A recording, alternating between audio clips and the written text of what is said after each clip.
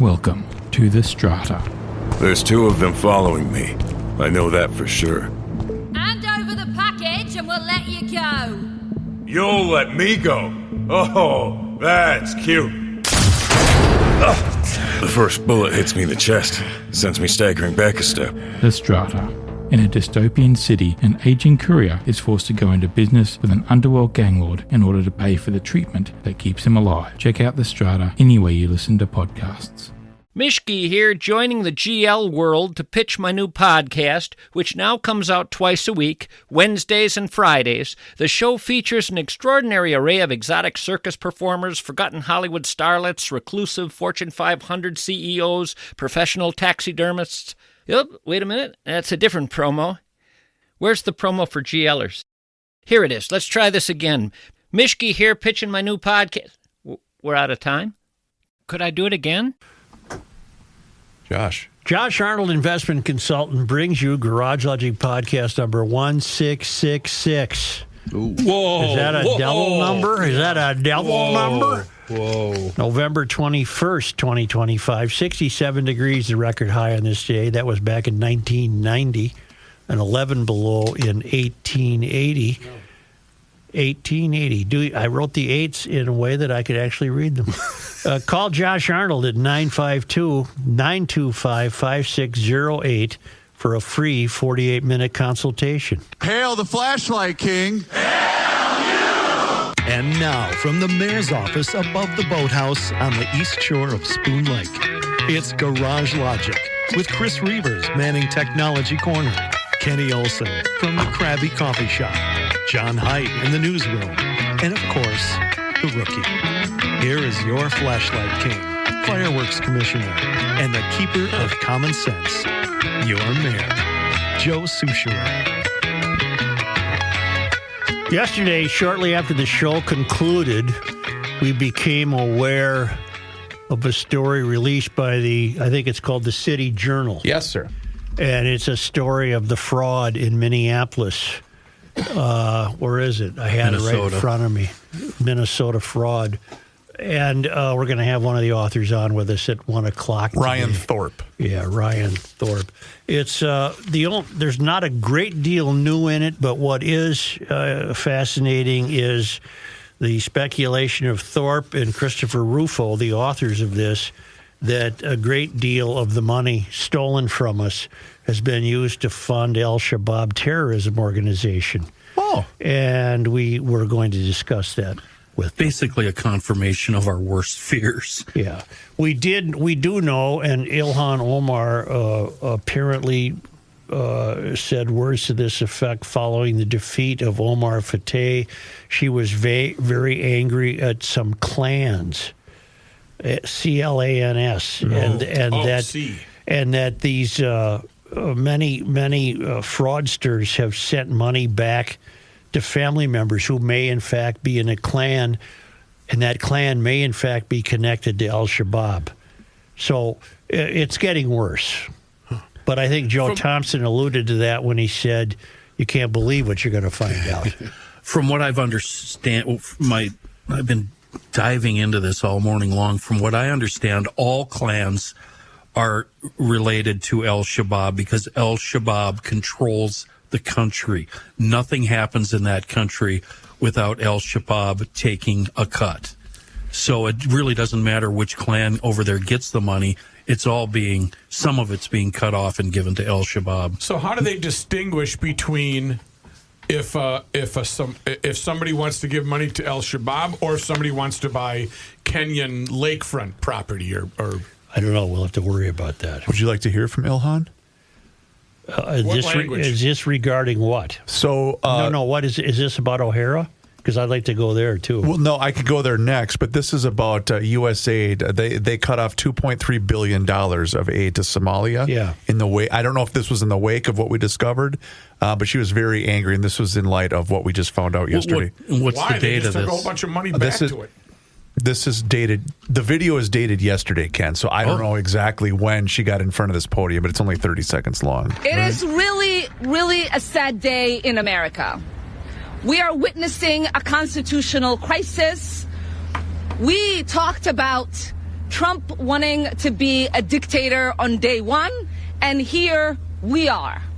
This is what the beginning of dictatorship looks like. When you gut the Constitution and you install yourself as the sole power, that is how dictators are made. It sounds like she's angry that he's edging her out for the role. Right.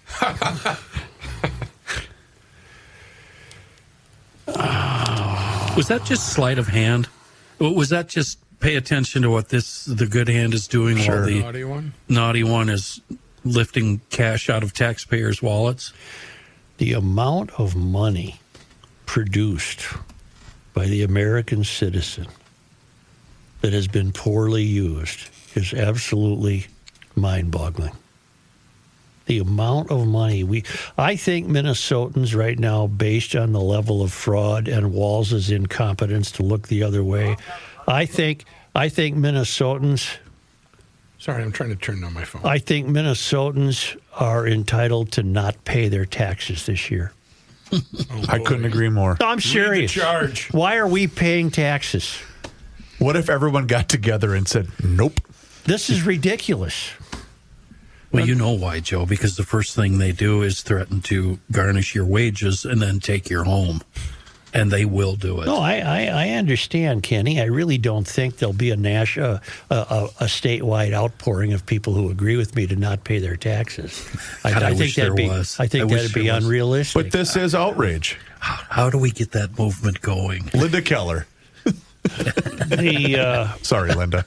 Are you aware of the dilemma the police chief Brian O'Hara has found himself in? This regards our brothers and sisters in the Somali community. Are you anyone aware of this? No. Vaguely. This week he discussed ongoing issues with youth crime in the city. Mm-hmm. And he was highlighting the recent shooting in Dinkytown that murdered one and injured two others, and indicated that East African kids are coming into Minneapolis from out of town to wreak havoc. Kind of a new wrinkle here. O'Hara went on to comment, they aren't the poor kids from Minneapolis that are our residents. These are kids coming to town in Mom's Mercedes-Benz to Dinkytown, and they don't know where they are, O'Hara explained in an interview with the WCCO's Susie Jones. In addition to the recent homicide in Dinkytown, there's been a rash of other crimes and disturbances in the area adjacent to the U of M campus that have included assaults, robberies, multiple shootings, shots fired, and auto thefts. Referencing the Dinkytown murder during Halloween revelry, O'Hara said the victim that was murdered was a juvenile. He was carrying a gun. He was from out of town. I think by out of town, O'Hara might just be referring to suburbs, if I'm not mistaken. He was from out of town. Another victim that was involved there, also out of town. And 3 guns recovered just from that scene. The shooter was described in emergency dispatches at the time as a Somali male. Chief O'Hara said in the interview, groups of East African kids that are coming from surrounding communities, and not just one community, kind of all over the place, are coming to the area armed and ready for a fight. We've seen both kids that come into Dinkytown and some of these places that are bars. They are just not old enough to be out hanging out with other kids. O'Hara said some of the activities they're seeing are gang-related, but other activities are being perpetrated by loose groups unlike structured gang activity. The city of Minneapolis has funded an organization called Somali Youth Link for amounts over $300,000 to support programs where Somali moms and dads reportedly try to be visible in some of the areas where youth are causing problems. However, there's been no apparent follow-up or reports made available on whether the efforts have been effective in stopping or curbing any of the violence being perpetrated. O'Hara has pointed out in prior media comments and briefings that it's often difficult to hold juveniles accountable in Hennepin County, including the difficulty in providing cause of specific perpetrators, as well as prosecutorial and judiciary leniency. Following the carjacking of Minneapolis council member Jamal Osmond by juveniles earlier this week, he even called for meaningful consequences for the unacceptable behavior and also called for parents to pay more attention to what their children are doing. And now, this beleaguered fellow, do you have audio of him? I sure do, Joe. He's had to apologize now for saying this. Why? Just listen. community hadda caruurteena inaan garab istaagno chiefkana waa u baahannahay annagana waa isku baahannahay ashaano kamid ah odayaasha communityga Soomaaliyeed iyo waalidiinta magaaladan degan ilmana ku koriyay. The Somali community here in Minneapolis has been welcoming and has shown love towards me, and I appreciate it. Over the last 3 years, we have been working together to try and address some of the real serious problems that we have in our community. We have to be honest at times with the problems that we're having in our community, and we need our community to help us fix those problems together because it's real and it's serious. At the same time, if people have taken anything that I have said out of context in a way that's caused harm, I apologize and I'm sorry for that because that's not my intention at all. Unbelievable. The first thing the Somalis do is leap on the cop for pointing out the obvious. For speaking the truth. For speaking the truth. This is pathetic. This state is in big trouble because no one's facing up to this. It sounded like Ilhan Omar's voice in that. It was not her. It was not her. No, but this is an example of don't dare question us. Wait. We don't intend to follow your rules. Did you just make the mistake of thinking Ilhan was actually in Minneapolis? Yeah, I did. Okay. Yeah. It's too bad that he apologized. He should have just said, "You're taking what I said out of context. Yeah. Stop doing that. We have a problem." Yeah. This is ridiculous that the chief has to take that position. And it's a shame because he's in a no-win situation, right? He just is. He won't stay here. No. Any police chief who would? Any police chief would be crazy to stay here. What is the current shelf life? Aren't we at about 2 or 3 years for police chiefs in Minneapolis? You've got the Wild West situation with young people, and he points it out, and the Somali community. I'm sorry, I know you're the boss, but the Somali community wants an apology. Go bleep yourself. Why are they so sensitive? Because they've learned how to play the American game. They've learned to take advantage of passive-aggressive Minnesotans who stare at their shoes and are deathly afraid to call it what it is. It's been that way with fraud, with the leading guy looking the other way, turning a blind eye has been Walls, as the fraud continues to snowball and snowball and snowball. We have never been led more poorly. We have never been in more trouble financially. We have never seen such an ideological rift. We're at the point where we're letting the Somalis get away with whatever they want to get away with the exception of the good work of people like Joe Thompson, who keeps nailing them, and the FBI, who keeps nailing them, and the cops who keep nailing them. Yeah. Monday, they were going to have a press conference to say, stop targeting us for pointing out all this fraud. That's dropped out of the news. I think we alluded to that yesterday. Someone in their ring probably said you went too far with that one. Wait a minute. They're taking the temperature. Let's wait a while before we try that gambit. But you're right. On Monday, there was a big threat of a press conference to indict the media and commentators in town for having the audacity to break the news that the state now wishes to vet people applying for money. Go bleep yourselves.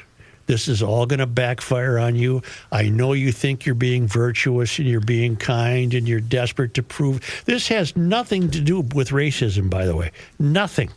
This has to do with criminal behavior. But we've reached the point in this rapidly crumbling society in America where you can't draw a distinction between criminal behavior and charges of racism.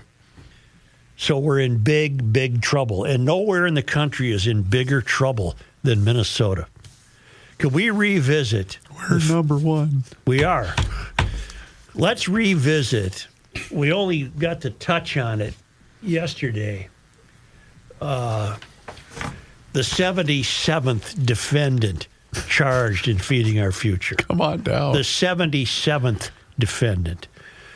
Osman Kamara, 45, inducted yesterday on a 9-count indictment with wire fraud, federal programs, bribery, and money laundering for his participation in the Feeding Our Future scam, announced U.S. Attorney Daniel Rosen.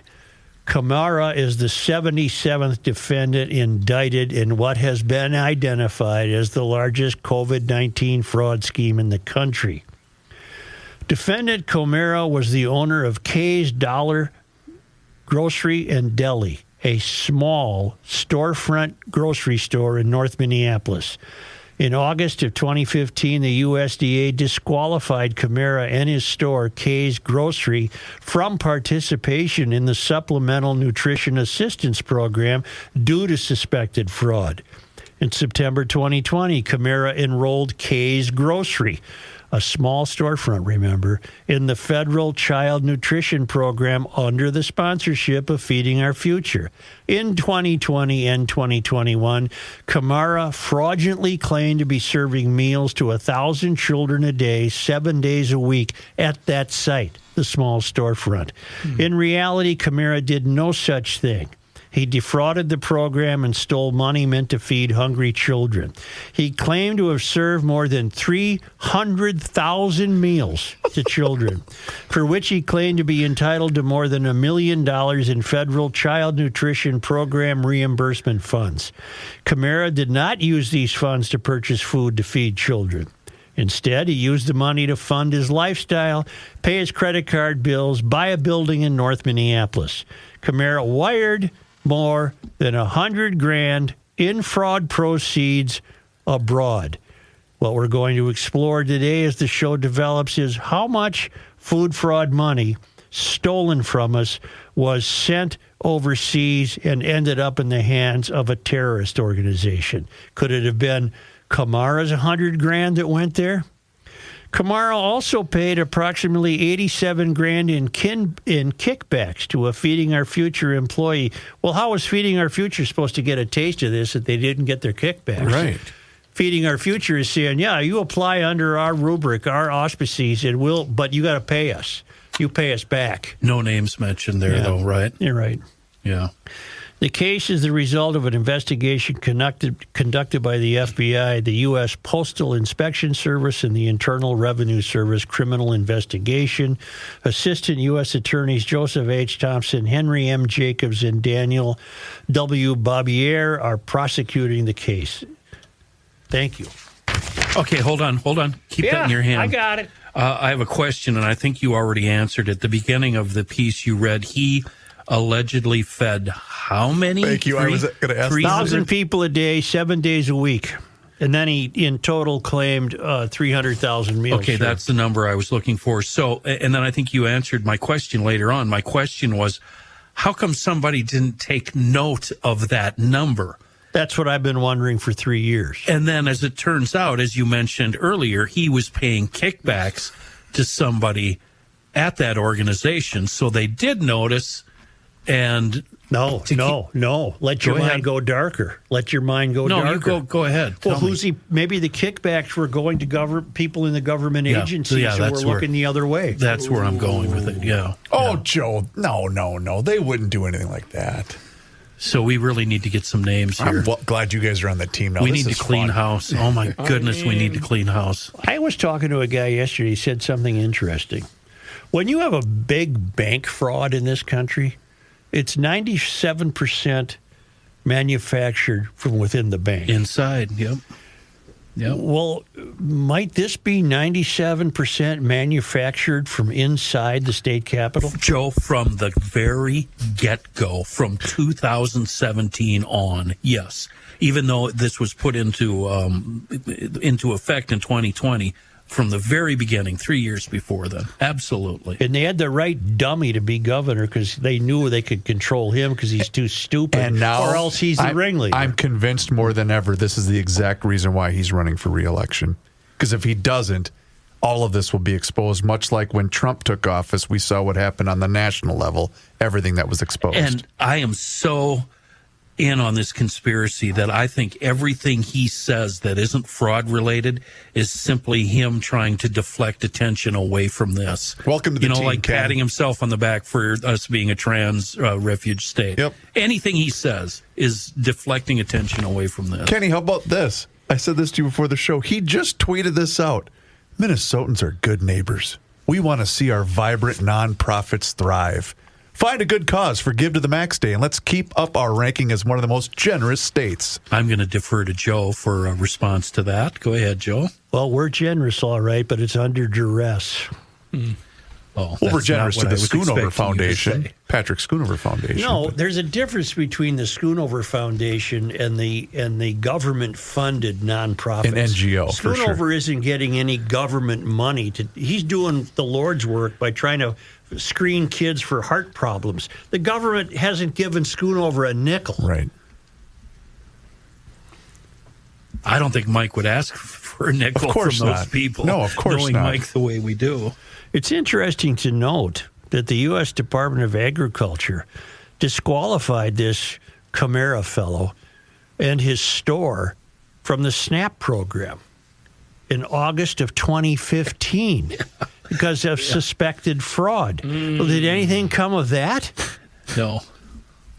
Well, and shouldn't his name be in a computer when in 2020? Giant red flag. 2020 he applies for the Feeding Our Future stuff. Shouldn't something red go? flag popped up? Yeah, look, John, 2015. Your Look what he computer did. should start flashing red, like the blue screen of death. It should be red. Warning! Warning! Warning! Marion Rarick will join us. We don't know when. She's going to text me when she's got the She's looking up information. something for us. Right. Because before the show, Kenny was insistent that we find out the name of the specific legislator who might have created the House Stabilization Services Program that's conducted under the Human Resources Department of Human Resources.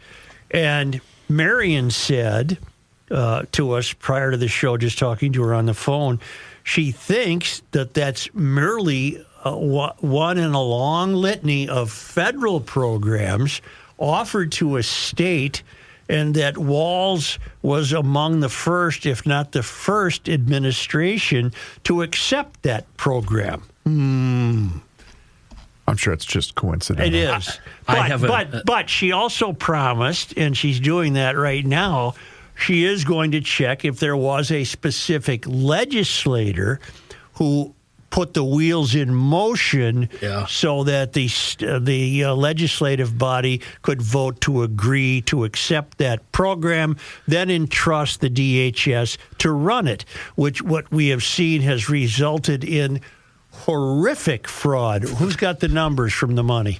Who's got the numbers at their ready? Oh, just put any number in front of No, billions. you just had it before. In 2021... Give me a second. So from the moment they accepted the program,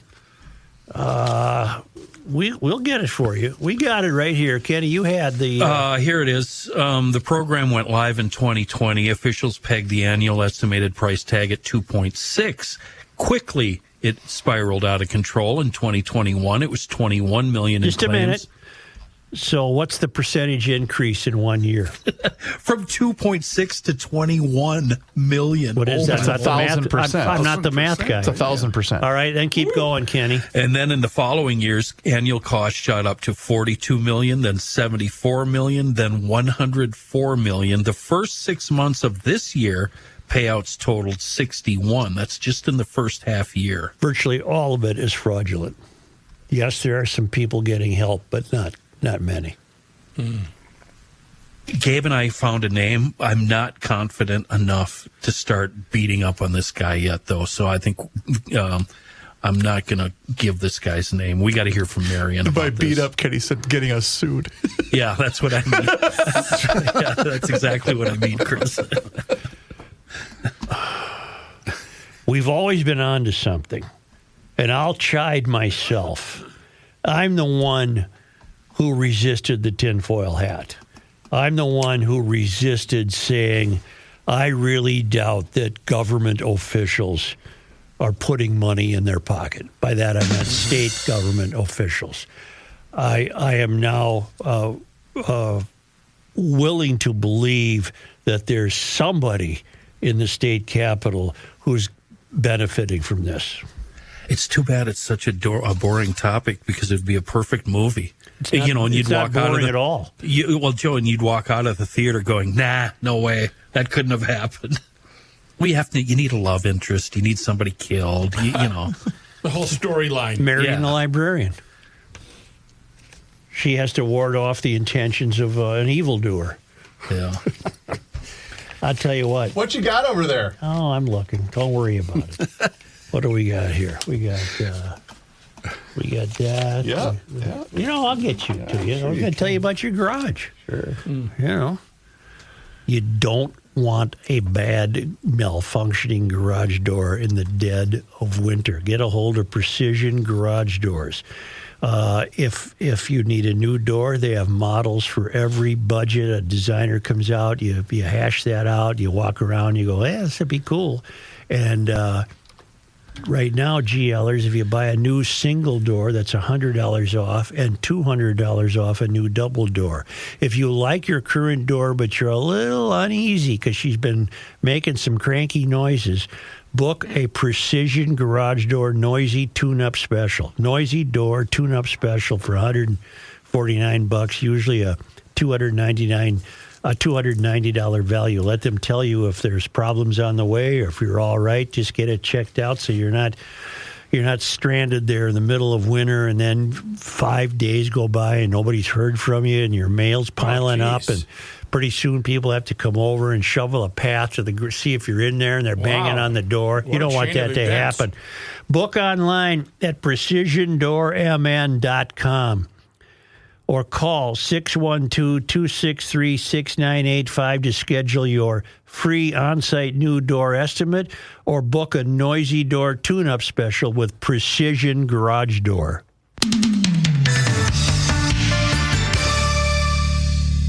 Fast breaks, buzzer beaters, block parties, they're all back, and Underdog is the best place to get in on all the action. Whether you're into basketball, football, hockey, or any sport in between, Underdog is the best place to play, and playing on Underdog is easy.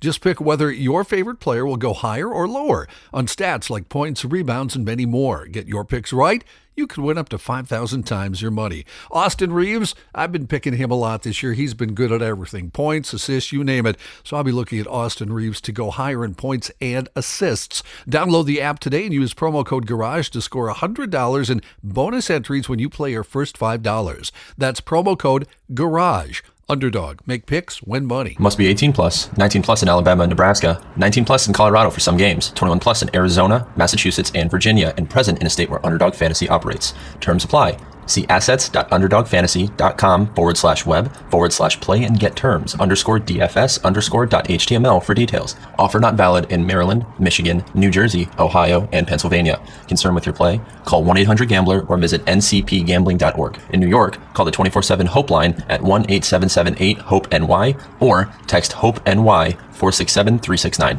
This is Ricey. You've been hearing my friend Josh Arnold, Mr. Money Talk, for years on the radio and the Garage Logic podcast. With summer coming on, I strongly recommend you sit down with Josh for your no-cost, no-obligation, 48-minute consultation on your investments, including your IRA and 401k. You can benefit from Josh's years of experience navigating different market and economic conditions, and he'll always give you straight talk, not sugar-coated advice. Give Josh a call now at 952-925-5608 and book your no-cost, no-obligation 48-minute consultation. 952-925-5608. You'll be glad that you did meet with Josh, and tell him that Ricey sent you. It's the end of the world as we know it, and he feels fine.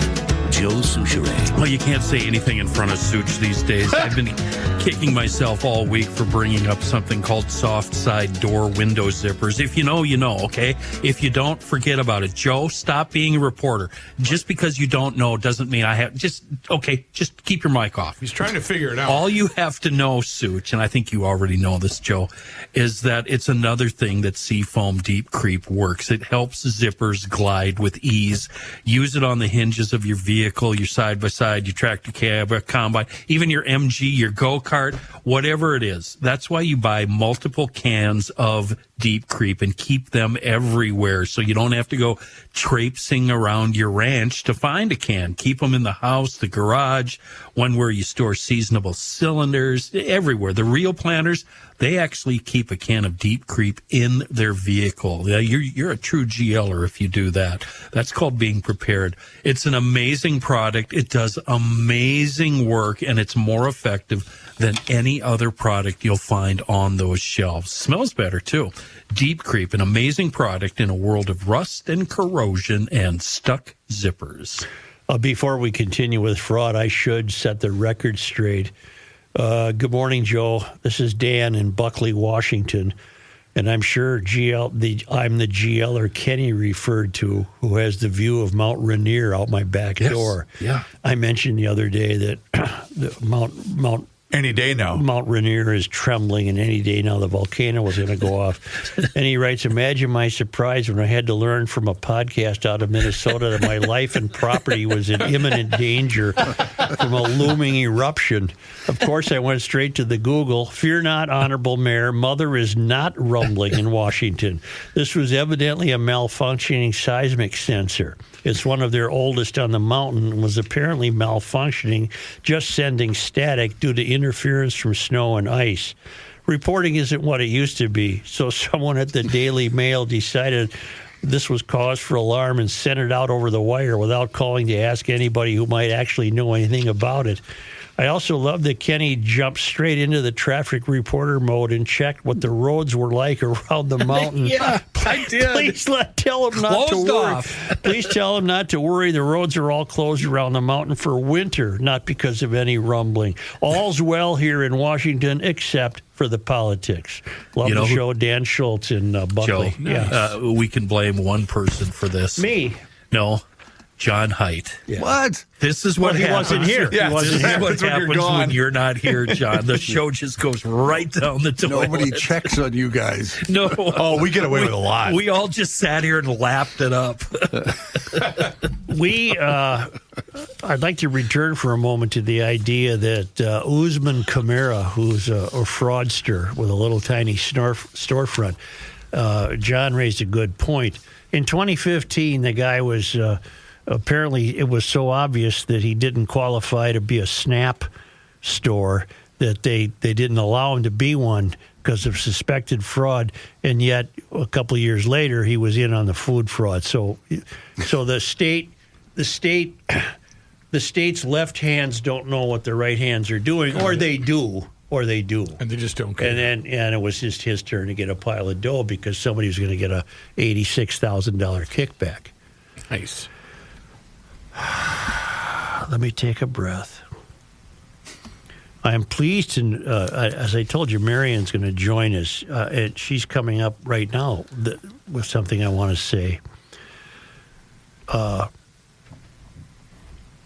She's so leery of the paid family and medical leave program that before it hadn't started yet, but we've already got a committee looking at the potential for fraud, which I think is an improvement in the way the state does business. You mean we're being proactive on the fraud that could happen here.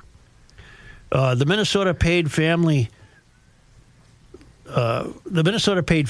and Medical Leave Program will be among the biggest new state initiatives in many years, and absolutely destructive, by the way, to many businesses in Minnesota.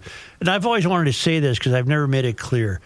We can find out who authored this bill. It was a DFLer. I don't have it in front of me. But this is an outgrowth of the DFL holding capitalism in contempt.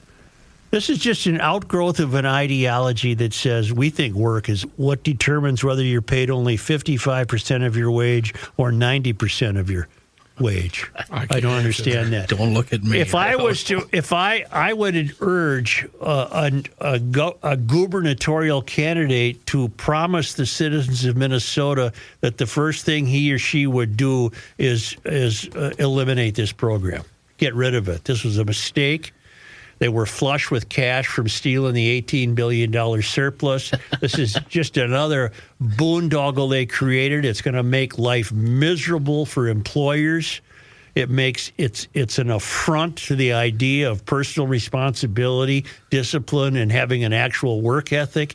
This is nothing but a scam from day one. It should never have happened, and anybody running for office might gain some ground by vowing to do whatever possible to eliminate this BS.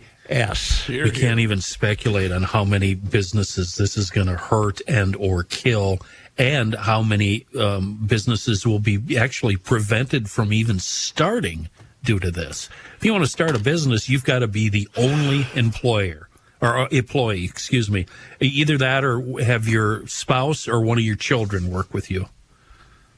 I can't imagine having more than 2 employees and trying to deal with this. Well, and you were gone. I read both of you guys were gone. I read a letter from a business owner who spelled out the complexities of this and how it was going to affect him, because he often has employees working at 2 different locations. Yeah, so many. So the whole thing is such a mess for him that he doesn't know what the outcome will be. This is horrible. This was a slap in the face to everybody who has a business in this state. It really was. It's just a pathetic example of this corrosive ideology that keeps governing this state. And it's just a shame.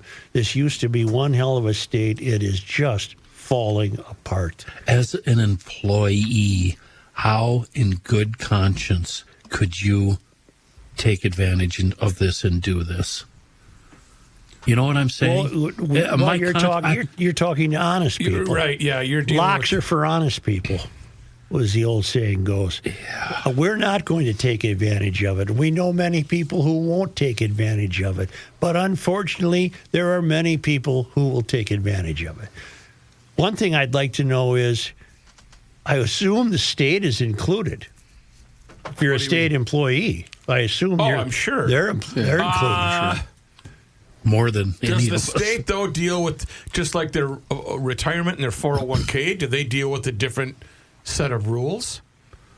No, because they would still need to have health coverage, and it goes along with your health coverage. Right. So they still have to have health partners or Blue Cross or United, whoever it is.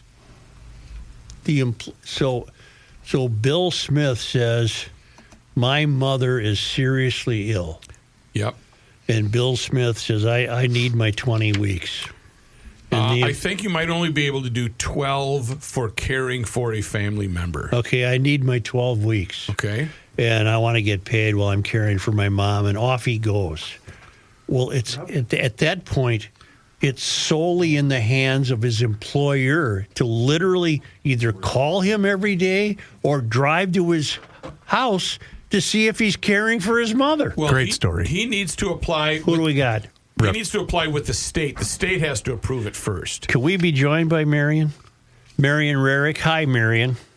Hi. I'm so glad that you're on a committee that's already wondering how much potential fraud could result from the Family Leave and Medical Act, which I think is a really unfortunate thing to happen to Minnesota businesses. Don't divert her attention now. Yeah. We asked a very important question, Marion.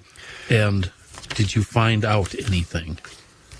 I did. I found out an entire history that's quite interesting. Oh, boy. Uh-oh. We're talking about the Housing Stabilization Services and how the fraud has increased exponentially. And we were wondering when we called you if it was a specific legislator who introduced the idea of having that program available, or was it just a federally offered program that Walz's people signed off on? You take it away, Marion Rarick. Thank you. Thanks for asking the question. So we have to go all the way back to the Dayton administration. All right. Okay, so back in 2017, Dayton had this idea of expanding this because it was an opt-in for the waivered service programs. So that's a federally offered program. You have to opt in, and you have to, pass it through the legislature and promulgate rules, and then that administration has to send a proposal back to the feds and say, hey, this is what we want to do, get it approved, and then you can start the program. Mm-hmm. But this starts with Dayton and Dayton alone. So back in 2017, Dayton in his budget proposal proposed opting into this new program, and it wasn't even called Housing Stabilization Services back then, but that's what we call it now. So we'll just call it that. Okay. And Republicans had control of the House and Senate. We did not put that bill into the omnibus bill during regular session. So we didn't finish all of the bills during regular session because typically when you got House and Senate controlled by Republicans and you've got a Democrat governor, you go into special session and once in a while you go into a shutdown. So the first time Republicans had the Senate and they had the House, so the first time in 40 some years that the Republicans had the Senate, we went into a long shutdown. Anyway, so what happened is in the negotiations before we got to special session to wrap up the Health and Human Services omnibus bill, it was one of those behind closed doors, nobody got to see kind of deals. That's where this stuff comes from. So Dayton, probably pounded his fist on I'm just imagining because I know he's done this in the past, kind of pounded his fist and said, I got to have it to close up this bill. And so it lands in special session, House File 2, which was authored by Matt Dean in the House, a Republican, and by Benson and Abler. So Senator Benson, Senator Abler in the Senate, they're all Republicans. So also what happens is if you're in charge, then you are the author of the big omnibus bill. So it was folded into this big special session omnibus bill in 2017. Then what happened is the Dayton administration had to come up with the whole plan. How are we going to implement this? That plan was sent to CMS, so that's the Center for Medicaid and Medicare at the feds in 2020. So it wasn't until 2020 that they finally had come up with a full plan. Who was in charge in 2020? Walsey. So the Walz administration finished all of those plans and the promulgation of the rules and all that stuff, sent it off to the feds, and it was approved in 2020. Money started going out in 2021 in the middle of the pandemic. So that's basically how this came to be. Oh, and then I should say this too. So after the money started going out, there was at least one legislative auditor report. I don't have that in front of me. And the legislative auditor pointed out some problematic things in the program. Those were not addressed. And of course, we've had a significant growth, we'll just call it, in that program, which should have been a red flag, and nobody flagged it. And now, as of October 31st of this year, the program was officially ended, although I was just told that payments for some of the things are still going out, even though, quote unquote, the program ended on October 31st. And that is the whole history of Housing Stabilization Services. Marion, it went from 2.6, the estimated initial price tag, up to 104, and then at 61 million the first 6 months of this year before it was shut down. That's crazy numbers. Those are crazy numbers. Those are numbers that were like the asking for reimbursement from these fake agents, fake service providers. Yep. And not all that money was paid out. So I did get a fiscal note. I do have to get it verified from DHS, and we've asked them from the legislature, hey, can you please tell us the actual numbers? And so instead of 100 million, I'm seeing more like 10 of money that actually went out the door. So it's not.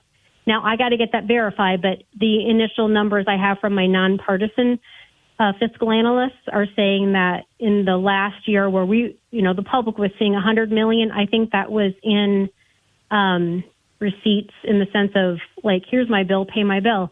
But money actually going out was closer to 10. Okay. So they got billed for $100 million, but maybe not all the $100 million got paid out. Good. I don't see any evidence of $100 million actually getting paid out. So there is that. But I do believe it went from like 2.45 million in payments, and then it doubled, and then it tripled, and then I think the highest number I see in payouts is a little over 10 million. Are we off base to have gotten to the point on the show where we now suspect there are kickbacks paid to people inside the government? So when you say inside the government, do you mean inside the Walls administration and state agencies? Yes to both those questions. Okay. I've not seen any evidence of it. I do talk to whistleblowers. Excuse me. What I see more of is that through threats and intimidation, that money is going out the door, that the frontline workers are just being threatened. Who would be threatening them?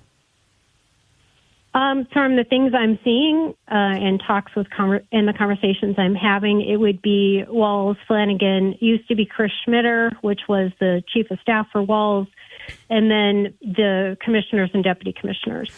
So would that help me understand why some clerk with a cubicle issues a check to a Feeding Our Future person, for example, who claims to be feeding 1,000 people a day in a room the size of a public bathroom?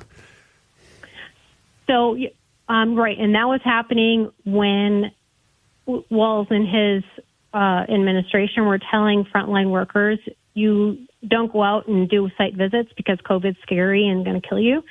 So they were not doing those site visits to see that. But from what I'm understanding from the whistleblowers inside of DHS, that when they would bring that to light, they were told by people in authority above them, whether they were, I don't think the commissioner came all the way down to the frontline worker, but it got down the chain of command. Just get the money out was what they were being told. Just get the money out. Well, that's headline making news, Marion. Yeah. There you go. How long will good souls like you be able to hang in there? Oh, my goodness. So, politics has become a very scary thing to do, as you've seen what happened July 14th. Yes. Excuse me, June 14th. Yes. And then throughout the summer. And as you know, the good Senator Rarick and I are married, and so we have this conversation, like, how can we continue to do this work? And we are committed to continue to do this, even though the vitriol and the polarization continues. There are still some of us that are not the crazy right or crazy left or whatever that are actually getting the work done in between. And so that's the land I like to live in, is the land of getting things done. Get her done. I have a question for you that I'm scared to ask you on the air. So I'm going to dance around the name. Ask Marion on the air, and Marion, you certainly have every right in the world to not answer it. And I'm not going to use his name, but you know who he is. The guy that Jason Rarick, your husband, replaced. Why did he resign suddenly? That's the only question I have. Yeah, that was Tony Laurie. So you used the name, not me. It's easy to look up. So Tony Laurie was the senator before my husband, and he was the reason my husband ran in a special for Senate is because he became the DHS commissioner, and in very short order, he was terminated. And I do not know for sure the answer to that. I have suspicions. I can tell you from interactions that I've had with Tony Laurie in many different instances, I believe he's a man of character, and he is similar in character to my husband and I. He just wants good things to happen. So for whatever reason, his beliefs and his approach was not in alignment with the administration, and he was terminated. And then after that, you had Jody Harpstead, right? Yep. Well, Jody Harpstead was in front of the Senate Health and Human Services Committee saying, fraud is just a rumor. Let's not talk about that. There's nothing wrong. Let's just, let's talk about something else. Yeah. Now, and Jody Harpstead came from Lutheran Social Services. as their executive director. And then, interestingly, if you look at their government money, government grants that they got after she left and went to DHS, their money exploded with how much they received. Interesting. Marion, I have a question before we let you go. I'm glad I asked. We're having a gentleman on in a couple of minutes because he wrote a piece talking about autism fraud money being siphoned to Somalia to fund a terrorist organization. And just a couple of months ago, we had Joe Thompson in investigating a lot of the fraud cases here in the state of Minnesota saying this is just the tip of the iceberg. How layered and dangerous is all of this information that the public is not aware of? Well, I am very much eager, to see the evidence behind all of that. And you're talking about remittances. So what I can tell you is remittances is a really, really big deal in Somalia. And if you look at the percentage of remittances that came in 21, so the height of the pandemic, the height of all of this fraud tipping, right? 22.7% of their GDP was in remittances. That's an exorbitant amount of money. Now, I don't know where it all came from. It could have come from all over the world, but it was a lot. And they are even concerned today with the percentage of remittances as a part of their GDP. It has gone down since 2021, but it's still a very significant, around 18%, I think, in the last report I saw, of their GDP. So I don't know, how money gets there, the wire fraud, the wire fund, the wire transfer. I keep saying wire fraud because that's what the charge is. The wire transfer, I don't know what hands it has to go through to get to the family that it's going to. I don't know, but I certainly would like to hear your guest as to their evidence as, that person thinks that it's going to fund terrorism, which would be horrendous. I don't know because I don't have the evidence in front of me, but I certainly would like to know. And I think that the federal government should fully investigate it to find out, is this money being stolen and then sent over to fund terrorism? We certainly, thanks? Question mark. We certainly appreciate your time. You can't hold me. You can't blame me for wondering about this. Is it Lori that left DHS? Yeah, Tony Lori. You can't blame me for now wondering if he was resigned because he didn't want to play ball. Yeah, I had the wrong idea about him. I'm glad that I asked you and you set me straight about that, Marion. I really appreciate that. Well, I can only tell you what I've experienced, and from what I've experienced, he is a man of good character, and he has a very good reputation still in his district, the district that he had served. His mother was a state senator before him, Becky Laurie. Yep. I see her on occasion still. And Stu is a fine fellow, too. So Stu is his son, and he ran for almost like a dynasty sort of thing. Kind of a family business. Sure. Yeah. And he's a lovely person, too. But I would definitely say that Tony Laurie is a man of character. Okay. Boy, I'm glad I asked. Good. Thank you so much, ma'am. You're very welcome. Appreciate it. We'll stay in touch. All right. Thank you. Excuse me while I pick myself off the floor, Joe. Wow. Call the news stations. Yeah. Somebody should call downstairs. Call the fraud department. Yes. And I have found her to be nothing except trustworthy over the years. For her to say that is quite gutsy. She's usually pretty guarded. I know what you're doing. I know. Well, high five, Gabe. High five. Yeah, I think he wants the rim shot. No, I want to tell you, wants the rim shot. Get out to EcoFun. The weather's breaking for you for the weekend. Get out to EcoFun Motorsports in Forest Lake / Columbus. It's right on. It's west of the interstate, right on Highway 97, and the winter stuff is in stock. The electric bikes are on sale. The motorcycles and scooters are at their lowest prices of the year. And again, the Yamaha and Kawasaki models of ATVs and side-by-sides are in stock and ready to go. As I mentioned, winter equipment on full display and ready to go.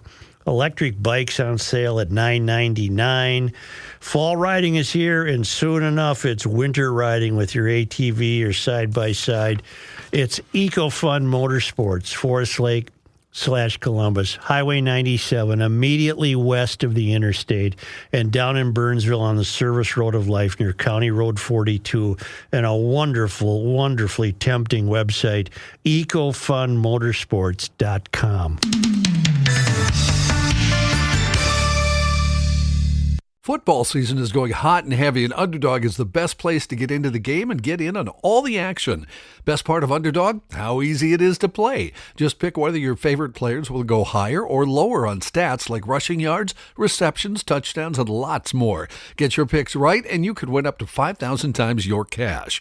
This week on Underdog, I'm looking at Josh Jacobs, picking him to go higher for touchdowns, and it seems like Matthew Stafford is always a good pick to go higher on passing yards. Download the app today, sign up with the promo code GARAGE to score $100 in bonus entries when you play your first $5. That's promo code GARAGE. Underdog, make picks, win money. Must be 18 plus, 19 plus in Alabama and Nebraska, 19 plus in Colorado for some games, 21 plus in Arizona, Massachusetts, and Virginia, and present in a state where Underdog Fantasy operates. Terms apply. See assets.underdogfantasy.com/web/play and get terms _DFS_.html for details. Offer not valid in Maryland, Michigan, New Jersey, Ohio, and Pennsylvania. Concerned with your play? Call 1-800-GAMBLER or visit ncpgambling.org. In New York, call the 24/7 Hope line at 1-8778-HOPE-NY or text HOPE-NY 467-369. 9B, Gabe.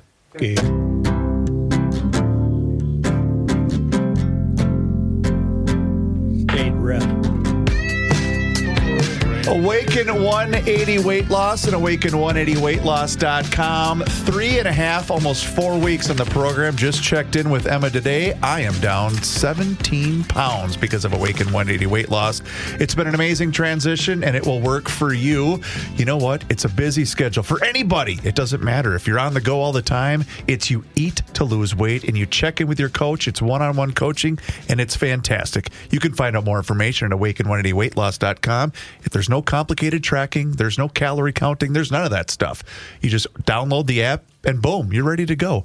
844-346-1800 for that free consultation, or again, Awaken180weightloss.com. It's worked for thousands of people, including yours truly. Please let them know that you heard about it right here on the Garage Logic podcast. We're joined by Ryan Thorpe. Ryan's an investigative reporter at the Manhattan Institute. And Ryan, you and Christopher Rufo have done a piece on the fraud in Minnesota, much of which we're entirely aware of, but you guys have introduced the new wrinkle of your suspicions that some of the money is going to Al-Shabaab, a terrorist organization. That's correct, yeah. So I was assigned to look at a lot of these fraud cases that were coming out of the state of Minnesota. It pretty quickly became apparent to me that this largely seemed to be concentrated in the state's Somali community, particularly a lot of these large-scale schemes, that we have seen exposed in recent years. And then as I was continuing to report that out, develop sources in the state, in political circles, and with law enforcement, counterterrorism investigators, someone had mentioned this to me, that stolen taxpayer dollars were being sent back abroad to Somalia, and some of that money was ending up in the hands of Al-Shabaab. I was able to develop a number of other sources on the law enforcement and counterterrorism side of things, people who had looked into this personally and who verified that this indeed is taking place. The word clan is used, that apparently many Somalis belong to a specific clan, for example. And what we've always heard over the last 3 years is a lot of money was sent back overseas, maybe to the clan that the current resident here might have belonged to. Am I on the right track? Yeah, absolutely. I think a lot of this money is going back to clans in Somalia, to relatives in Somalia, given the fact that Al-Shabaab controls, significant chunks of that country. When this money flows through Hawala networks under their location, law enforcement sources are telling me that they're absolutely taking a cut of that money as it passes through. What's a Hawala network? It's an informal money transfer network. So in many Islamic countries, they don't have traditional banking systems like we have here in the West. So it's kind of an informal system that they have set up in order to move money from different recipients. And so when the Somali diaspora seeks to send remittances back to Somalia, it is often traveling through Hawala networks. How would they literally do it? A cashier's check? How would the money get sent abroad? Well, I've heard a few different ways that this can happen. So one of the counterterrorism investigators that we spoke to for this piece had looked at the fact that significant amounts of money were being taken out of the country as cash and were simply being flown out on commercial airliners. You basically just have to fill out like a one-page federal form declaring the fact that you're taking cash out of the country. And then there doesn't appear to be a ton of other, scrutiny in terms of, okay, well, where did the money come from? So Hawala networks will use couriers to take cash out physically. My understanding is also that often with Hawala networks, it relies on a trust system, people who've been doing business together for a number of years. So sometimes the money isn't even physically transferred. It's that, one Hawala network will vouch that they have received it, and then money gets released at a different Hawala network in a different location. Will the Manhattan Institute or you and Rufo, for example, are you going to continue to follow this? Do you think there's more here than you've touched on yet? I certainly hope so. One hope whenever you do an investigative piece like this is you're kind of planting a flag. And, we've confirmed what we've been able to confirm to date, but we're hoping to shake more information loose. And certainly speaking to law enforcement and various sources in Minnesota, like the true scope of the fraud isn't really known yet. The U.S. Attorney's Office has started to use the term billions of dollars, but in terms of just what is the total dollar figure that in the past handful of years has been defrauded, that kind of remains unclear. But I think more indictments are going to be coming, so I think there's going to be continual developments in this story, and certainly there's more to learn about where the money's going and how it's ending up there. We just learned, prior to you, we were joined by Representative Marion Rarick, who is a state legislator who is deeply involved in ferreting out fraud. And her exact words were that the fraud was allowed to continue because the people in charge of disbursement were hectored from above. They were threatened from above to keep it going. It's interesting. I know that people that I've spoken to have talked about the fact that there's a real political incentive at play here, that the Somali community is a sizable voting bloc, and that politicians are afraid to alienate that community. And so that certainly could be an incentive, I would imagine, to kind of look the other way after it should have been very clear to state officials that they had a significant problem on their hands. Well, let me turn to the beginning of your piece, because you touched on something very interesting, and that is you said billions of dollars have been taxed. In many cases, fraud has been perpetrated by members of Minnesota's sizable Somali community. And what you say, this happens when a tribal mindset meets a bleeding heart bureaucracy. When imported clan loyalties collide with a political class too timid to offend, and when accusations of racism are cynically deployed to shield criminal behavior. The predictable result is graft with taxpayers left to foot the bill. That's exactly what's happening. Yeah, I mean, as I was reporting this piece out and diving deeper into this topic, the picture that was emerging for me was really kind of a perfect storm of conditions in Minnesota to facilitate fraud on a massive scale. You have a very insular community there, the Somali community, which, the Feeding Our Future scam revealed that they are willing to cynically deploy accusations of racism. When the state tried to halt payments in regards to that particular fraud scheme, lawsuits were filed. They claimed racial discrimination. Protests were organized. You also in Minnesota have one of the most generous welfare states in America. And then some of these programs you see, like, they were almost specifically designed to have very few checks and balances, because assuming that, they felt like not enough money was getting into the hands of people who need it. I think we're now learning that those checks and balances are very important, however. And then you have a progressive political class that doesn't want to be seen as being politically incorrect. And from my review of mainstream media coverage as well, I feel like there was a hesitancy and unwillingness to kind of connect some obvious dots here and call a spade in regards to what's been going on. Where are you from in Canada? I live in Ottawa. Oh, okay. Are you in Ottawa now? I'm currently in Ottawa, yeah. I'll be damned. All right. Ryan, I have a question regarding Al-Shabaab. Is it paying off Al-Shabaab kind of akin to, if you want to get a building put up in New York, you're going to have to give the mafia their cut? Is that kind of how they work in Somalia? You have to pay them whether you want to or not, or is it different than my thinking?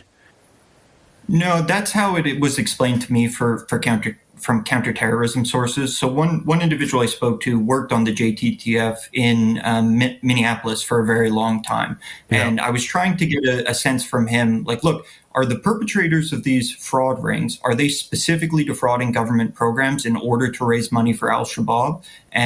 Or is this that it's simply inadvertently ending up some of the money in their coffers as they seek to move this money abroad? And what he told me was that this is something that they had looked into. He almost made it seem like a bit of a white whale case for them that they'd been chasing for a very long time. And he basically said to me, look, there's a lot of Somali crooks in Minneapolis and in Minnesota. There's also a lot of people with jihadi sympathies, but they're not necessarily the same person. So that kind of aspect of this case remains unclear to me at this point. But certainly investigators who have looked into this and who know a fair bit about Somalia indicate to me that, in the areas of that country where they're in control, they're getting their hands on money all sorts of ways, whether or not people seek to give it to them or to fundraise for them. Got it. What will it take for this to blow up thoroughly? What will it take for this to blow up in such a way that we remedy it, that this ends? So that's one thing I was interested in exploring, and I spoke to a lot of people about it. And at least the law enforcement context that I developed for this piece really told me they don't think there's a law enforcement solution here.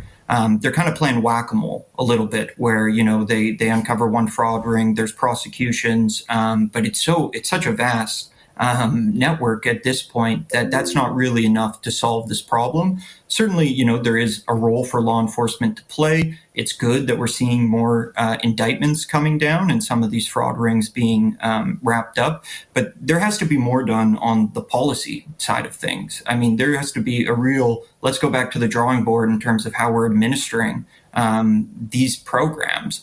I also think that it seems to me it's gearing up to be a significant political issue in the state. So hopefully, that helps raise more awareness about what's been going on, drives it more into the public discussion, because Minnesotans should be outraged. Well, it seems to me that it's going to require a retooling of the entire capital, of the entire government organization, because the governor we had now has demonstrated that he's not capable of handling any of this, and may very well have been aware of it all along, but continued to turn the blind eye. And I agree with you. I don't know what law enforcement can do. The voters will have to ultimately decide to throw everybody out and start over somehow, because I do believe we haven't heard the worst of it yet. That's what's been indicated to me, is that we're scratching the surface. One individual said, this is someone who's in political circles, who has a lot of connections with law enforcement. He said, when I'm talking to law enforcement officials off the record, they think, this might be 20% of the fraud that we've exposed to date. So it appears we're scratching the surface in terms of learning just how bad this has been. But I agree, the public needs to demand change. Like, this is unacceptable. This is a scandal. The people who have overseen this have proven themselves incapable of properly administering government services without the massive defrauding of their taxpayers. Like, that needs to change. Yeah. Will you and Rufo be having a follow-up that we should be keeping our eyes out for? Or is this a one-off? I certainly hope so. I'm not currently in the process of drafting another article, but I've been able to develop connections and sources while reporting this piece. So I'm hoping to continue to make use of that. We're hoping more information shakes loose as a result of the piece and the reaction that it's got. So I certainly hope that you'll see more coming from us on this front. Ryan Thorpe, I thank you. Thanks for joining us. We thank you, Ryan. Yeah. No, it was a really good piece. Really well done. Thank you, sir. Thank you very much. All right, bye. Don't you want to know how I knew he was from Canada? His accent? I could tell from the accent. See, I thought you asked about Ottawa because you were going to go straight to hockey. I did too. I was waiting for it. I did have the temptation to wonder if he goes to any Sens. What do you think of the Sens? Yeah, the Sens. And then I figured you were going to ask, well, what did your parents do? Because you always say that. You always ask that. Yeah, well, that far be it for me to provide any information. I don't know. Sorry, Joe. God almighty. Just doing your job. Sorry. We have really learned a lot today, GLers. Boy, wow. Yeah, I am maxed out. Well, I'm kind of sorry I came back to work this week at this point. That was a lot today, Joe. A lot. We still have to do that. We're going to cut out a little early as a result of that? No, we're not done by any means. Friday. You are. Don't we have? We're not. We have Patrick, don't we? No. He texted me, said, "What's the bleeping deal?" Yeah. Well, and I said, if he wants to join us. No. I said, we've had a few guests. We've ran a little long. He said, "Bleep it. I'm out." Okay. Okay, good. He's probably at the prep bowl? That's what I asked. I said, "Aren't you at the Ziggy today?" He said, "Bleep it. I'm out." He's at Iota is playing. Hey, there's a big one tonight. Edina and Moorhead. That's going to be a good game. That ain't no 9-man. You know what I got out of all that? Not to change the subject back to all this. No, I want you to, John. We need to make sure the Republicans put up a bunch of really good, viable candidates this upcoming election. If there was ever a time, screw around. You can't screw this up, Republicans. This is on a platter for you to take. Yeah. This state needs to be literally reinvented. When he used the term whack-a-mole, I just thought he's right. And because we've he scratched said the surface. If you go back, he said you have to go back to the drawing board to start everything over. That's not going to happen if you continue with the people in charge that are in charge now. No, it won't. Just never will happen. And how do you make this don't buy this racism BS. Joe, it's not racism for you to wonder about this. How do you make this interesting to the average, blue-collar worker who's not listening to this and will never listen to this? How do you inform them and make this interesting to them? It seems to me that it's unavoidable that the average worker, blue collar, white collar, whatever, in Minnesota is just going to begin to notice their life changing for the worse financially. You've got to tell them, give them a scale. If you paid this much in taxes last year, here's how much went to Somalia. That's what you have to do to each and every worker. You've got to give them, you got to break it down, dumb it down for them so they know. And any politician that says they're running against Trump, they're full of S. They have no platform, and they are of no use to anybody in this Anybody state. running against Trump. No, John, if somebody running for a mayor's seat is saying I'm running against Trump, come on. 1, 2, 3, 4. How many people do we have on the staff? 5?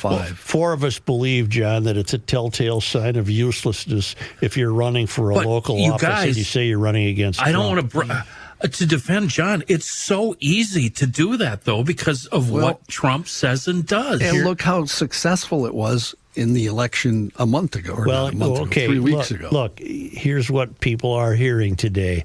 We're only doing this because we're Trump people. That's what people will hear in Minnesota. Yeah. We favor Republicans because we're Trump people. Well, no, I favor Republicans because I don't trust Democrats to clean up this fraud problem. What did I just say 10 minutes You're ago? right. Said, You're right. We need Republicans. And obviously, I don't fit into the category you just named. So No, you don't. None of us do. Yeah.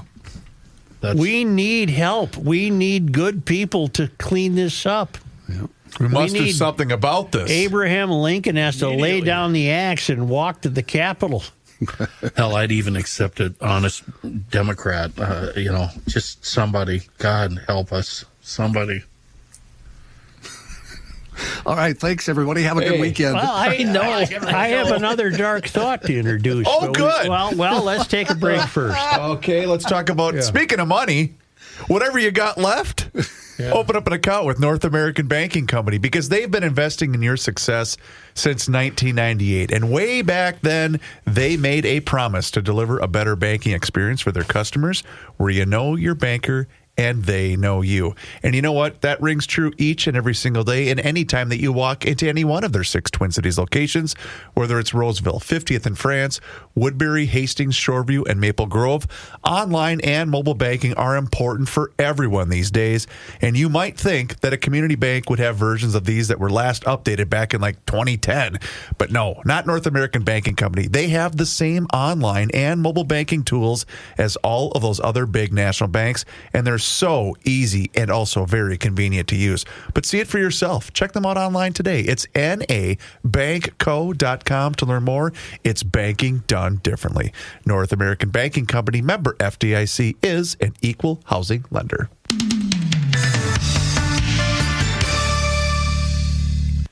Long as I feel. This guy wears many hats, just not indoors. Joe Souchere. What commonality runs between the federal government unleashing crates of cash and the state of Minnesota abusing that? Say it again. What is the common point between the federal government unearthing just crates of cash to give away and the state government of Minnesota abusing that? COVID. Oh. What the hell? It was a game changer, wasn't it? COVID changed. COVID has a role in this now 5-year-long deceit that we've experienced.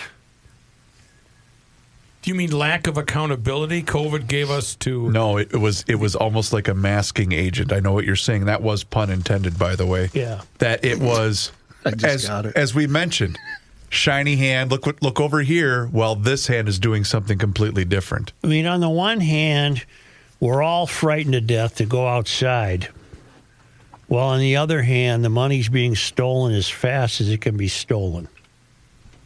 What did she say? And learning about this, getting onto it, has paralleled the fading of COVID into the background.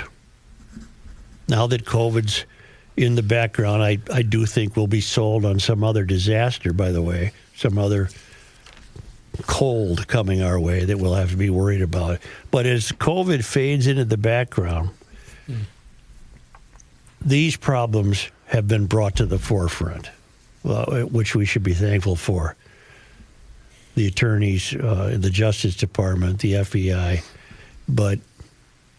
You're saying COVID, the sequel, coming in 2028? What I'm saying is no one got away with more in this country as a result of COVID than Walls. No one got away. Spending money. As far as upending our way of life in Minnesota, whether it be financial responsibility or whatever you want to plug in there. This bomb dropped when COVID did. I don't know where to go with that. Well, that's when you started preaching, too. That's when you were tempted to sign us up for the free money. And remember, there were vast reserves of money. I mean, just all of a sudden, everywhere. And I think probably part of that was they just didn't pay attention. They just were like throwing But the money wheels were in motion before COVID, right, John?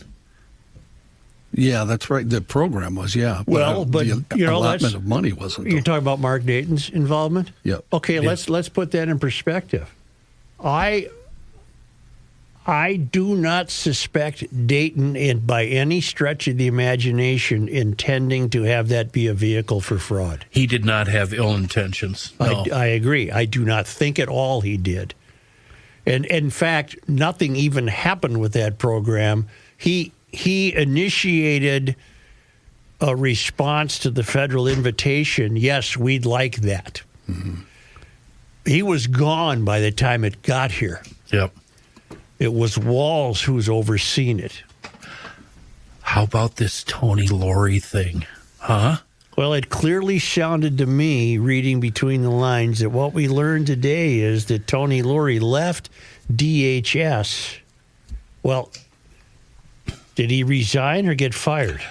That's something interesting because the piece I'm reading from the North Pine County News that was updated in 2020 says that he resigned. Yeah. Marion used very different language. Yeah, and every piece I've seen said suddenly resigned. So Yeah. I don't know. Well, then based on what we learned today, and boy, we've learned a lot, I would say that we'll take Marion's word that he's a good fellow, an ethical fellow, and maybe he was shown the door because he was trying to stop this.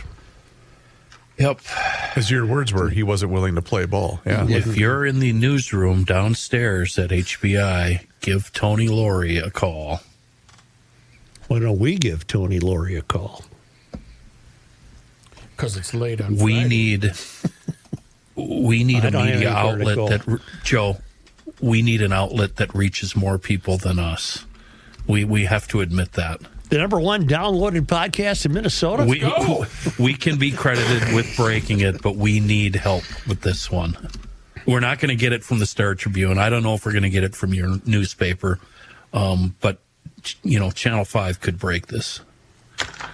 Well, I'll be glad to talk to somebody down there.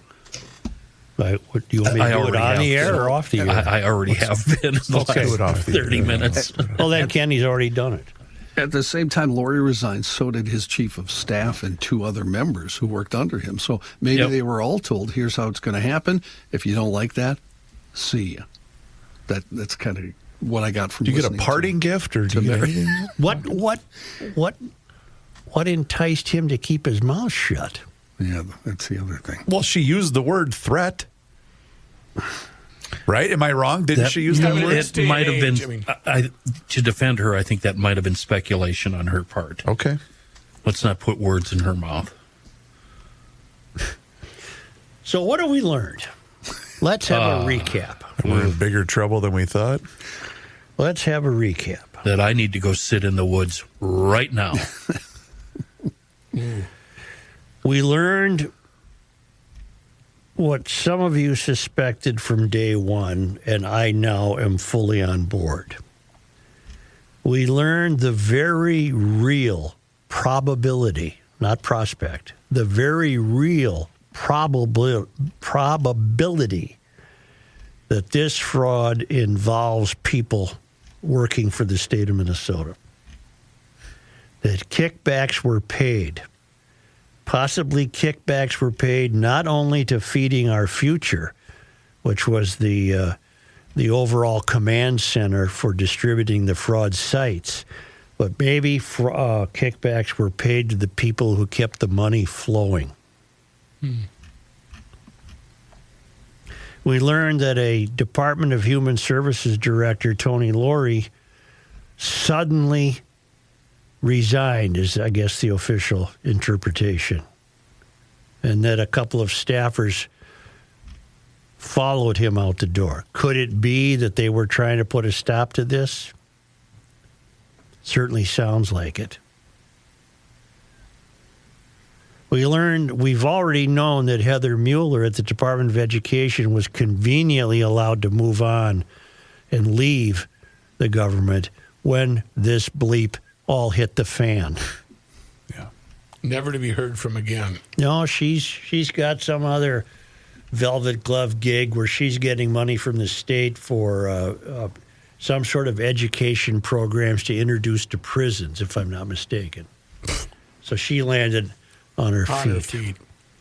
Jody Harpstead, I don't know where she landed, but she's been replaced by who's the current woman who's never said a printable sentence in her life. She just uses gobbledygook to try and maintain some semblance of responsibility at the DHS. Help me. Come on, let's go. What's her Jody name? Harpstead. No, who followed Jody Harpstead? Oh, yeah.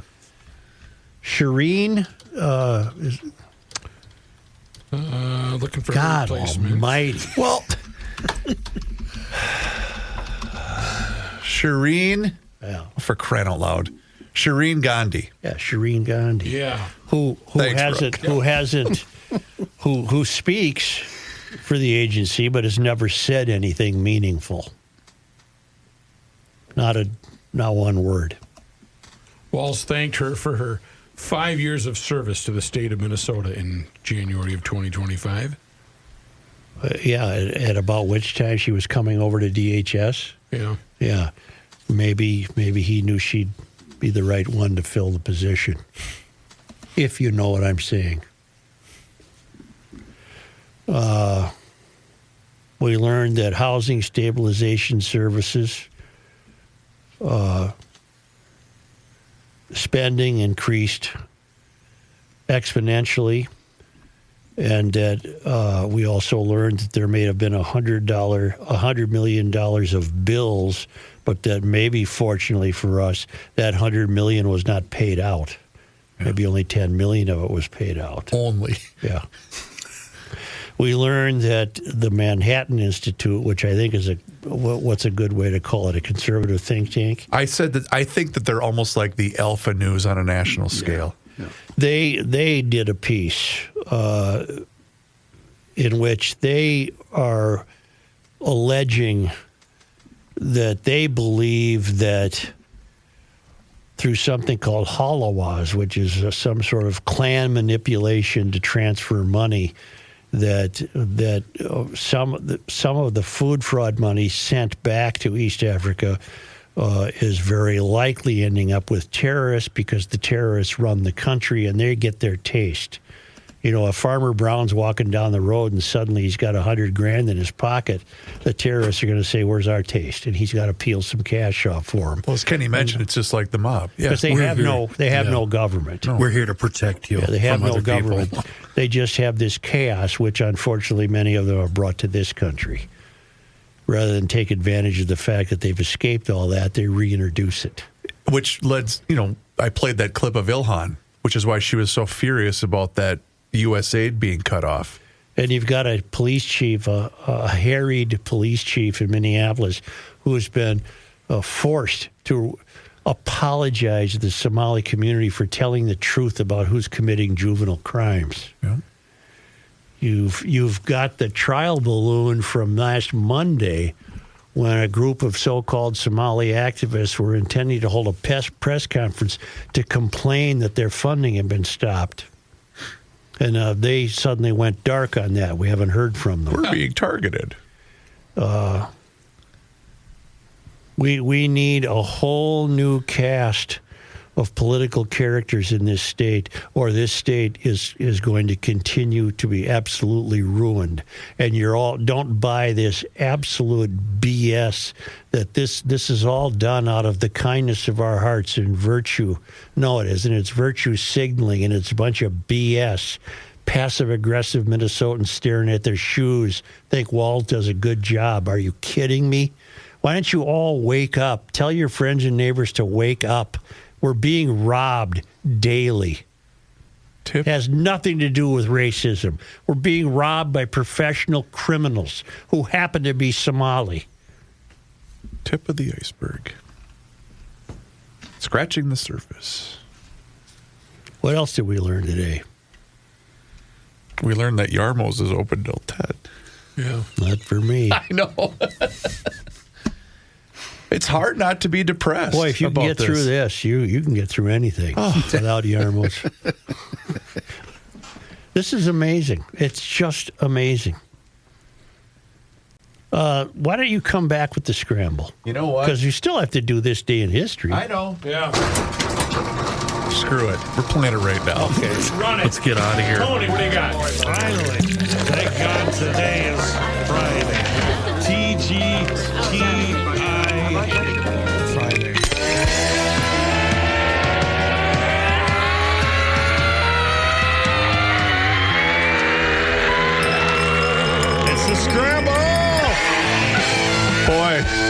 Has there ever been a better time to promote Harmony Spirits than right now? No.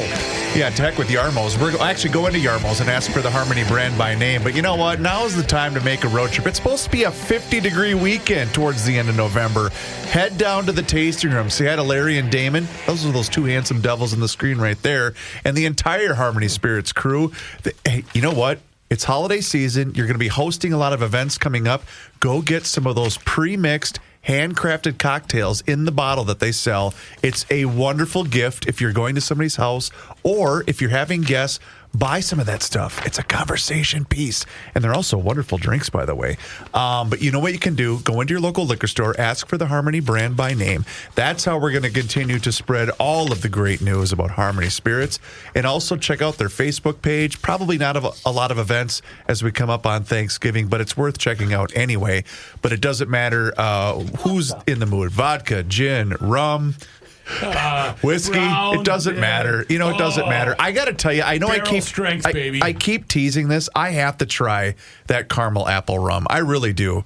But like I said, go into your local liquor store, ask for the Harmony brand by name, and please, if you stop in at the tasting room, make sure that you mention that you heard about them right here on the Garage Logic podcast. Looks like it's time for a town ball story, according to the mayor's body language. No, I can't. It was right here in front of me. My communication from the traveling lineman. John, we might need a backup for this day of history. Rook found it. There we go. Where the hell did I put it, Rook? Right underneath your thing. Everything else? Yeah. At the bottom, I bet, because it's usually the last thing you do. We have a new location. We have a port of call at Pointe de Galet, Reunion Island in the Indian Ocean. Reunion Island. I've been there before. Yeah. That's only because they come from Reunion Island, from the traveling linemen. We're doing this. On this day... Joe, today is November 21st. Well, on this day in 1849, the St. Anthony Library Association was formed. A subscription library. It allowed dues-paying members to borrow books and was a precursor to the free public library, which would be authorized by an 1879 law permitting tax levies to support libraries. On this day, November 21, in 1902, the steamer Bannockburn and its 20-member crew are seen for the last time. Oh, no. As they set forth from Duluth, later disappearing out on Lake Superior. Wow. So that's frightening. Yeah, that is frightening. On this day... Nobody wrote a song about that. November 21. 1924, the steamer Merton E. Farr struck and heavily damaged the Duluth Superior Bridge. On this day, November 21st. How big is a steamer? Can be a variety of sizes, Matt. On this day, there's no one steamer. Thank you for narrowing it down for me. It can be a variety of sizes, Matt. Yeah. Well, it can be. It could be 12 feet or 20 feet or 172 feet. It's a Jonathan Paddleford. Thank you. On this day, of course. I see now. Many varieties. It's not always that person. Yeah, it's usually. You know what? I will give him credit. Can I finish the damn thing? It's been a serious show. He's held off for a fun Friday. I'm full, man. On this day, November 21. In 1993, they were in the news this week, if not yesterday. The Wiseman Art Museum opened its new building on the University of Minnesota campus. The abstract design was created by world-renowned architect Frank Gehry. On this day in sports disappointment history. Who would we lose to on November 21st? Well, on this day in 2021, the Loons lost to the Portland Timbers 3-1 in the first round of the soccer playoffs. Oh, man. What a disappointment. Yeah, I'd forgotten about that. I did, loss. too. I'd put that way in the back. Yeah. The Loons, huh? Yeah. But we don't call them the Loons anymore. United FC? I think so. The first steam-powered ship, the Pyrosakaf, was built in France 1783. Thank you. What size was it? It was big. Apparently there's a size that you it was think small. You know what this means, by the way? What? Joe. What? He's held off for Fun Friday. Next Wednesday, he's going to be intolerable. Yeah, I'm packing it into 3 days for next week, folks, so tune in. Let's check out Wednesday. I got a lot to say. And I should make mention before we say thank you, GLers. John Heights Newscast was brought to us by our friends at North American Banking Company. How did I do? What about this maple syrup thing? We did that yesterday. No, but I know. That's what for next week's week. winner. Yep. Yes, sir. I see. Yes. I see, said the blind man who picked up a hammer and saw. There's Longfellow. His feet were Longfellow? I don't know anything about that. Hey, hi, do us a favor. Hit subscribe on the Garage Logic YouTube channel. Did you know that GL has a YouTube channel? I did. And you can watch the show each and every single day, starting right around noon. You can also see full segments, video shorts, behind-the-scenes footage. It's all there for you. Just search Garage Logic on YouTube. And also search for us on all of your social media channels, whether it's Facebook, Instagram, or X. And you can also sign up for the Daily Logician. That's an email that comes right to your inbox each and every single day, and it includes the most recent episode of the podcast. You can find out more and sign up today at garagelogic.com. And thanks to all of you GLers that contributed to Give to the Max Day and benefited the Patrick Schoonover Heart Foundation. We thank each and every single one of you.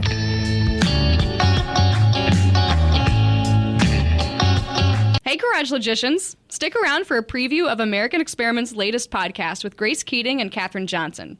This week, we tackle the explosion of SNAP benefits under Governor Walz, the 90 violations found in a Hennepin County agency, and the nightmare-inducing puppet and dancing robot promoting the Blue Line boondoggle, plus our 4 not-so-esteemed Golden Turkey nominees. The biggest story that we wanted to cover this week is John Phelan at AmericanExperiment.org did a deep dive into the growth of SNAP benefits since 2018 when Governor Walz took office as governor in Minnesota. SNAP benefits have exploded, basically, is the long and short of it. So SNAP, as you might know, stands for Supplemental Nutrition Assistance Program. They used to be called food stamps. And it's the largest federal program aimed at combating hunger and food insecurity among low-income Americans.